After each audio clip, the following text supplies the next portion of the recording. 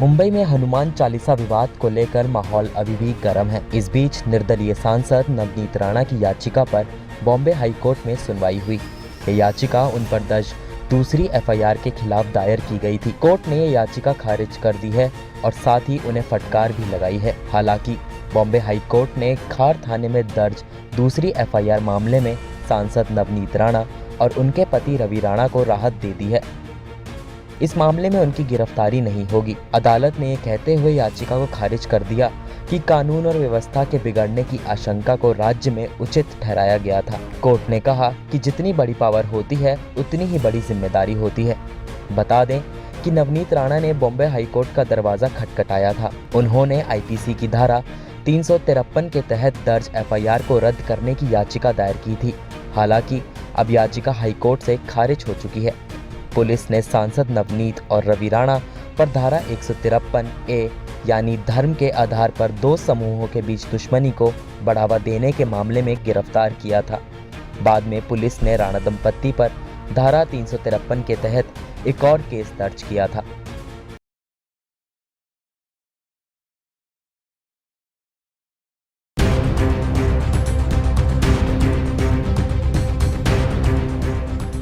देश में गर्मी बढ़ने के साथ ही बिजली की मांग भी बढ़ती जा रही है।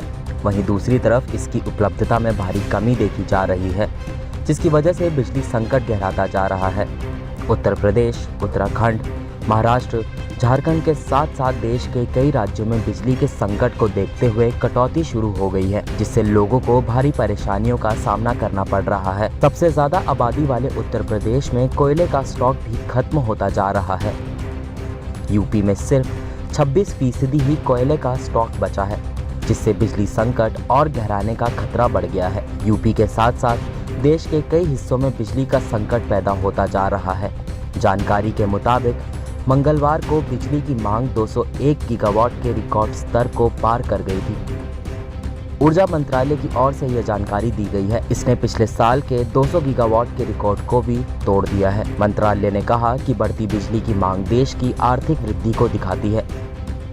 इस साल मार्च में बिजली की मांग करीब 8.9% बढ़ी है। इसके अलावा मई-जून के महीनों में मांग लगभग 215 से 220 गीगावाट तक पहुंचने की उम्मीद है। मंत्रालय ने कहा कि सरकार बिजली आपूर्ति सुनिश्चित करने के लिए लगातार काम कर रही है। गौरतलब है कि देश इस समय भारी कोयले की कमी से गुजर रहा है, जिसको लेकर गृह मंत्री अमित शाह भी बीते दिनों कई बैठकें कर चुके हैं। लेकिन सरकार को इस कोयले की कमी को जल्द से जल्द दूर करने की जरूरत है, ताकि देश के आर्थिक विकास पर ब्रेक और आम नागरिकों को परेशानी का सामना न करना पड़े।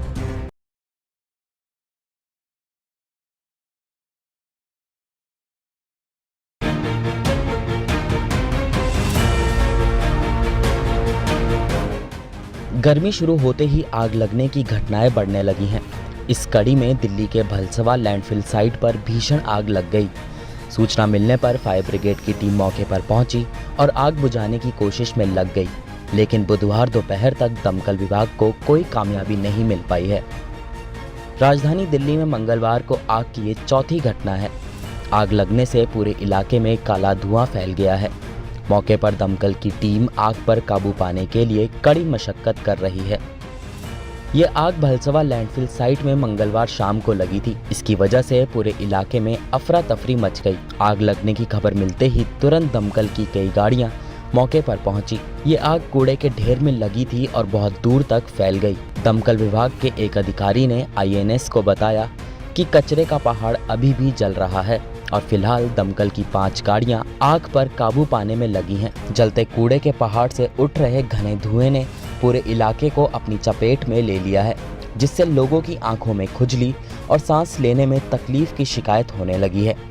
वहीं आग लगने के कारणों का अभी पता नहीं चल पाया है। हालांकि अधिकारियों ने कहा कि इन दिनों बढ़ते तापमान से डंपयार्ड साइट पर मीथेन गैस बनने लगती है।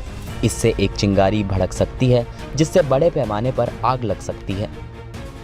दूसरी ओर दिल्ली के पर्यावरण मंत्री गोपाल राय ने दिल्ली प्रदूषण नियंत्रित समिति से लगी भीषण आग की इस घटना को लेकर 24 घंटे के अंदर रिपोर्ट मांगी है।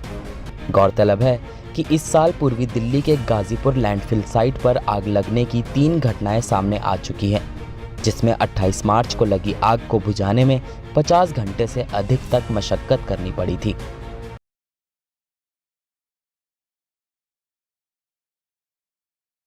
दिल्ली जहांगीरपुरी में बुलडोजर चलने के बाद अब दक्षिणी दिल्ली नगर निगम के महापौर और कमिश्नर व अन्य अधिकारी जो है शाहीन बाग, जसोला इन इलाकों में मौजूद हैं और ये निरीक्षण कर रहे हैं कि कहां किन किन जगहों पर अवैध अतिक्रमण किया गया है, सरकारी ज़मीनों पर कब्जा किया गया है। और इसी के चलते आज जो है ये निरीक्षण हो रहा है। यहाँ पर महापौर मौजूद है और अभी तक कई जगहों पर निरीक्षण हुआ जिसमें ये पाया गया है कि लोगों ने जो है सरकारी ज़मीनों पर जो है कब्जा किया हुआ है। फिलहाल महापौर जो है उनका कहना है कि हम लोग अभी निरीक्षण कर रहे हैं और अगले 1-2 दिन में जो है जल्द कार्रवाई की जाएगी। ना ही हमने लोगों से अवैध कब्जा करने को कहा था और ना ही हम उनको करने देंगे, ये महापौर की तरफ से साफ कर दिया गया है। तो फिलहाल इससे पहले वो मदनपुर खादर पहुंचे थे, समोसा चौक पर, वहां पर निरीक्षण किया गया। अब जसोला पहुंचे हुए हैं, तमाम देखिए पुलिसकर्मी मौजूद हैं और खुद महापौर यहां पर हैं और निरीक्षण कर रहे हैं, कोशिश कर रहे हैं कि एक संदेश जो है दिया जाए। इससे पहले जहांगीरपुरी में जो अतिक्रमण हुआ था वहाँ पर बुलडोजर चलाया गया था। फिलहाल अब ये कोशिश की जा रही है कि दक्षिणी दिल्ली नगर निगम के अंदर जिन जिन जगहों पर लोगों ने कब्जा किया हुआ है, अतिक्रमण किया गया है, उसको ख़त्म किया जाए और जल्द यहाँ पर एक बड़ी कार्रवाई की जाए।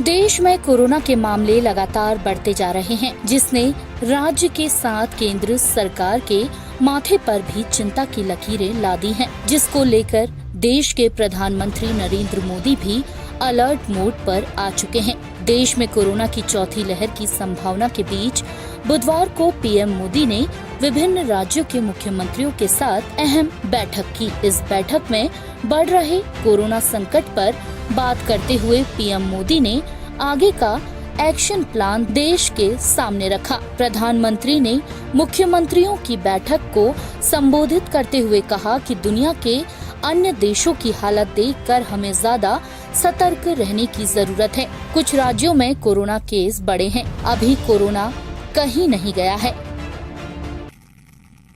ये स्पष्ट है कि कोरोना की चुनौती अभी पूरी तरह से टली नहीं है। ओमिक्रॉन और उसके सब वेरिएंट्स किस तरह गंभीर परिस्थिति पैदा कर सकते हैं, ये यूरोप के देशों में हम देख रहे हैं। पिछले कुछ महीनों में कुछ देशों में इन सब वेरिएंट्स की वजह से कई सर्ज आए हैं। हम भारतवासियों ने कई देशों की तुलना में अपने देश में हालात को काफी बेहतर और नियंत्रण में रखा है।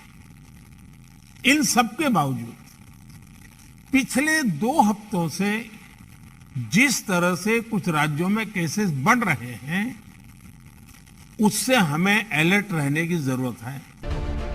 वैसे आज मौका तो कोरोना पर मुख्यमंत्रियों की मीटिंग का था, लेकिन पीएम मोदी ने न सिर्फ पेट्रोल डीजल के बढ़ते हुए दामों का जिक्र छेड़ा, बल्कि इस मामले में गेंद भी विपक्षी दलों के मुख्यमंत्रियों के पाले में डाल दी। बढ़ती तेल कीमतों के लिए विपक्ष के निशाने पर आए प्रधानमंत्री नरेंद्र मोदी आज पलटवार के मूड में दिखे। पीएम मोदी ने तेल कीमतों में महंगाई की आग की वजह रूस यूक्रेन युद्ध को बताया। फिर उन्होंने केंद्र राज्यों के बीच तालमेल की दुहाई दी और विपक्षी मुख्यमंत्रियों से कहा कि वे भी जनता को राहत देने के लिए पेट्रोल डीजल पर टैक्स घटाएं, जैसे केंद्र ने नवंबर के महीने में एक्साइज ड्यूटी घटाई थी। देशवासियों पर पेट्रोल डीजल की बढ़ती कीमत का बोझ कम करने के लिए केंद्र सरकार ने एक्साइज ड्यूटी में कमी की थी। पिछले नवंबर महीने में कम की थी। केंद्र सरकार ने राज्यों से भी आग्रह किया था कि वो अपने यहां टैक्स कम करे और ये बेनिफिट नागरिकों को ट्रांसफर करे। इसके बाद कुछ राज्यों ने तो भारत सरकार की इस भावना के अनुरूप यहां टैक्स कम कर दिया, लेकिन कुछ राज्यों द्वारा अपने राज्य के लोगों को इसका कोई लाभ नहीं दिया गया।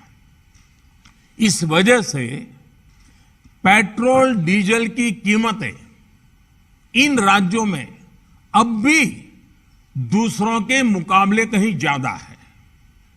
ये एक तरह से इन राज्यों के लोगों के साथ अन्याय तो है ही, साथ ही पड़ोसी राज्यों को भी नुकसान पहुंचाता है। गौरतलब है कि पीएम मोदी का ये बयान ऐसे समय में आया है जब जनता पेट्रोल, डीजल, पीएनजी, सीएनजी के रोज बढ़ते दामों से त्रस्त है। इसे लेकर विपक्ष मोदी सरकार को घेर रहा है, लेकिन अब चूंकि खुद प्रधानमंत्री ने सीधे मुख्यमंत्रियों से बातचीत में तेल पर वैट घटाने की अपील कर दी है, तो ये विपक्ष के लिए भी न निगलते बनेगा और न उगलते।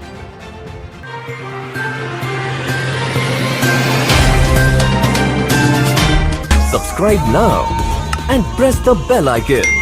Never miss an update.